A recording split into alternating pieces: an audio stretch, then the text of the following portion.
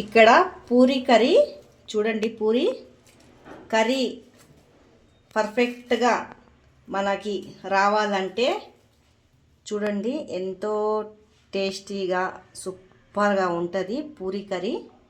దీని ప్రాసెస్ ఎలా చేశానో చూపిస్తానండి, చూసేయండి. ఇక్కడ వచ్చేసి 2 ఆలు అయితే ఉడకపెట్టుకుంటున్నాను.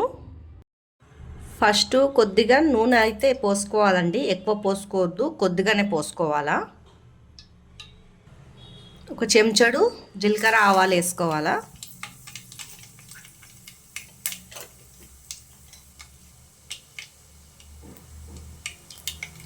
తర్వాత ఒక ఆనియన్, పచ్చిమిర్చి,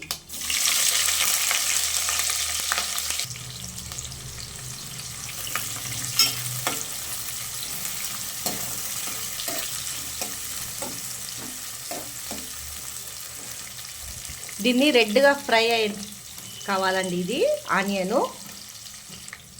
ఆనియను కొద్దిగా గోల్డెన్ కలర్లో రావాలా, పచ్చి వాసన పోయే వరకు.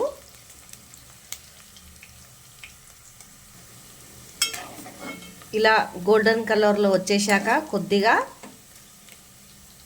అప్పుడు మనము పసుపు అనేది వేసుకోవాలండి.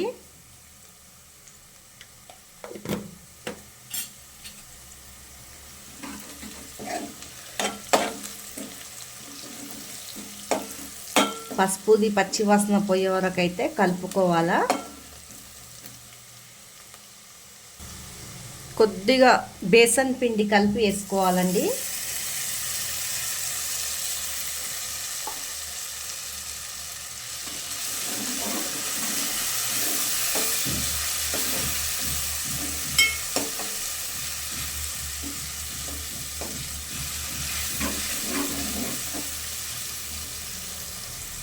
తర్వాత ఈ ఆలుని మ్యాష్ చేసింది వేసుకోవాలా.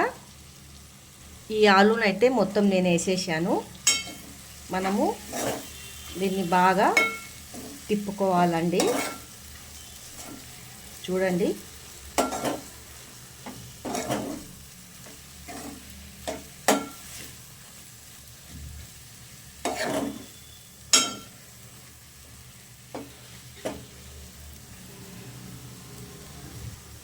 తర్వాత నీళ్ళు పోసుకోవాలా.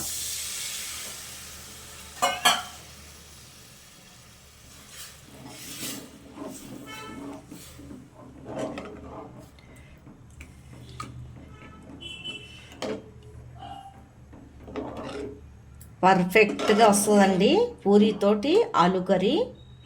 ఇలా చేసుకుంటే టేస్టీగా సూపర్గా ఉంటుంది.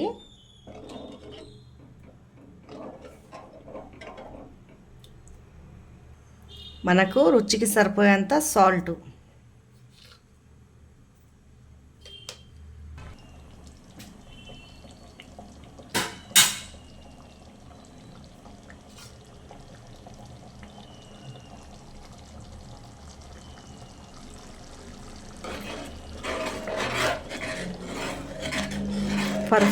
పర్ఫెక్ట్గా వస్తుందండి. చూడండి ఇలా పూరి కర్రీ అనేది ఇలా చేసుకుంటే పర్ఫెక్ట్గా వస్తుందండి. టేస్ట్ మాత్రం అయితే అద్రిపోతుంది. ఇలా ట్రై చేసి అయితే చూడండి.